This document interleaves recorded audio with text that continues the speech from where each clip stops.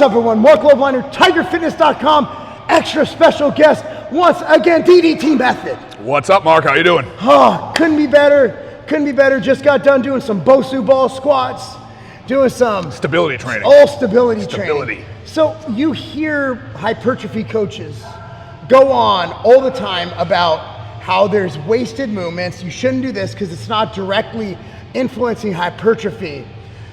I'll post a video of me doing, the other week I posted a video of me doing a single leg Romanian deadlift. I bet you most bodybuilders can't even do this without falling. Most likely not.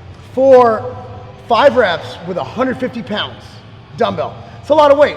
And people are like, why are you doing that? That's a waste of time. Because you're not getting enough load, you're not getting enough tension. When I'm like, wait a second guys, there's more to hypertrophy, there's more to training than just going after the hypertrophy studies. 100%. So similar story, a couple of weeks ago, I put my chest workout up online, and then at the end of my chest day, I did med ball slams, just heavy med ball slams, and then some battle ropes afterwards.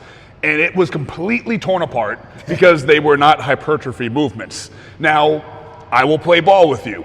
You're not gonna grow bigger and stronger doing med ball slams. Your arms aren't gonna blow up, and then your biceps aren't gonna hypertrophy, and your forearms aren't gonna get super jacked doing battle ropes. That's literally not gonna happen, at least not directly. No.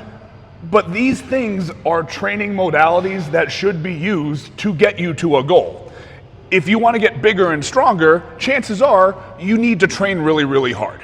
If you want to be big and jacked, chances are you also want to be ripped, you want to be lean, you want to actually see the muscle. On what planet is doing some med ball slams or some battle ropes detrimental to hypertrophy if it's giving you the capacity to train harder, if it's burning calories, if it's making you drop body fat, if it's increasing your ability to hit the weights like a complete motherfucker, like an animal? If you can do a single leg RDL with 150 pounds, what do you think that's gonna do for your conventional RDL? We're not necessarily trying to get huge from a single leg RDL. We're not necessarily trying to get our arms to blow up from battle ropes or med ball slams, but these things will have positive effects in our training in general, but then they're gonna bleed over and make the other things that we do better at being the other things that we do. I have 2 words for you, Louis Simmons. So if you look at Conjugate, they have their dynamic days and they have their, what is it, heavy duty days? What do they call the max effort? Max effort. Max effort and dynamic. So if you look at max effort days, you're doing your 10x3 squats, you're doing your powerlifting movements. However, most people don't realize Conjugate training, if you've ever done it, your dynamic days are speed, they're accessories. He does they're big. Westside is big on sled pushes, sled pulls. They're big on unilateral movements. And the reason being is that your body's a chain and you're only as strong as your weakest link. So to think that balance for hypertrophy doesn't play a role, again, like you said, if you're able to unilateral and balance, imagine what happens if you're grounded and you have the balance. Also, I will argue that when you're balancing, you're activating muscles that aren't gonna be activated as much during a bilateral non-balanced movement. By activating those muscles, by overloading those muscles, you're gonna get hypertrophy in muscle and give you a better dimensional look as you would to not doing it. Now going to med ball, bodybuilders love to talk about getting the pump. What is getting the pump? High repetitions, okay? And blood flow. And blood flow. I wanna ask you this. Let me ask you this. Which is gonna get more blood flow? Doing this 20 times or fucking slamming a ball? But I digress, and I also think that unless you're Phil Heath in his prime when he was competing, unless you're Hottie, unless you're Derek, you need to worry about more than just muscle size. You need to worry about being able to play with your kids. You need to worry about getting out of bed without tearing a hamstring. You need to worry about balance. If you listen to Dr. Peter Attia, he's actually included balance into one of the key predicators of morbidity risk. Because what happens, what kills a lot of old people? They fall and they break their fucking hip. Let me ask you this. If I'm 80 years old and I can take a 100-pound dumbbell in a hand and do this, do you think I'm more or less likely to fall and snap my shit up, end up bedridden, get bed sores, and die? Movement is life. Yes. Movement is health, movement is life. How many bodybuilders do you know that train incredibly hard, that put up tons of weight, and they follow their split to a T with their traditional bodybuilding movements, but they can't get out of bed in the morning. It's so common that we all joke about it. Yeah. We get out of the car too fast. Oh, I can't move for whatever reason. We try to get down to play with our kids. Oh my God, my knees. We try to do anything around the house. God forbid yard work. Oh, yeah. God forbid yard work. Something like that, and we can't move. That's kind of the old school way of thinking. Movement is life, movement is health. Just doing traditional bodybuilding movements isn't going to keep you moving for the rest of your life. And likewise, doing non-traditional movements don't only make you better at just moving for life, they make you better at the training that you're doing. Cardio, functional training, and I hate that term because it's all functional. Everything's functional. Cardio, functional training, these unconventional movements in terms of what's conventional and not conventional for bodybuilding will help your bodybuilding, albeit not directly. And I promise you, you know more than anybody, I promise everybody here, if you read comments on this post, you're gonna see a bunch of people saying, but that won't make the muscle grow, but that won't work to get huge, but that won't work to do that. Guys, brushing my teeth has nothing to do with how my poop looks in the morning, not directly, but it all helps out. It's all part of general health. We need to do things that help the things that we're going to do. These things bleed together. They all aid and abet each other. Yes. If you want to be a good bodybuilder, if you want to have a good physique, try being a good athlete. And I don't mean that you have to run sprints faster than anybody else, not that it would hurt. No. And I don't mean that you need the perfect hand-eye coordination, not that it would hurt, but you need to be able to fucking move with some intensity. And at the end of the day, all this stuff helps with your heart. Your heart controls how much output you can generate when you're actually bodybuilding. Training for balance, training unconventional angles, training things in that functional range or mindset. It's going to help with your isolation work. There is nobody shy of the most genetically elite athletes on the planet that should be training 100% for hypertrophy all the time, even if your goal is hypertrophy. And just realize it's also about your life in general, your quality of life. So getting to the gym, moving heavy weights, step one. I will say that is probably the most important thing, overloading the muscle, challenging yourself, because again, you talk about morbidity risk, and I know you 20-year-olds are watching this like, I don't care. Trust me, you will care. And also, if you haven't noticed, we were just talking about this while training, like there's a lot of bodybuilders who've been dying of heart issues.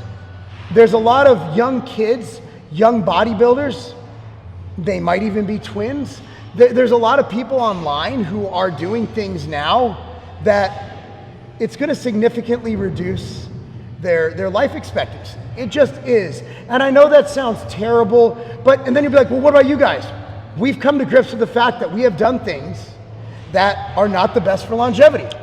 But late 30s, mid 40s, now we're playing catch up. But what if you don't have to play catch up? What if you could do it right from the get-go? And that's why we're here, to prevent you from making those mistakes. This isn't hypocrisy. This isn't jealousy. But we want to make sure that when you're 40, that you're able to, I want you to live the life that I live at 43. I'm running around, I'm wrestling with my kids, I'm doing stuff every single day, and I'm still competing as a professional bodybuilder. You can have it all. Will I be able to beat Keon? Will I be able to beat Kareth? No, not a chance. But again, that's what they do. If you are at the level of Keon and Kareth, turn this video off now, because you're fine. You do not need our help. Nope, you're good. You're doing good. But if you're a guy who has a 9-to-5 job, if you're going to school, if you're someone who's just simply a family man, you want to look your best, you want to go to the beach, you want to have big muscles, but you still want to be able to run on the beach and catch a frisbee. You still want to be able to play with your kids. You still want to be able to have sex without like cramping, you know, even with yourself for them. I cramp all the time because I reach at a weird angle. Weird angle? You gotta, sideways. You gotta send me that video. Yeah, OnlyFans.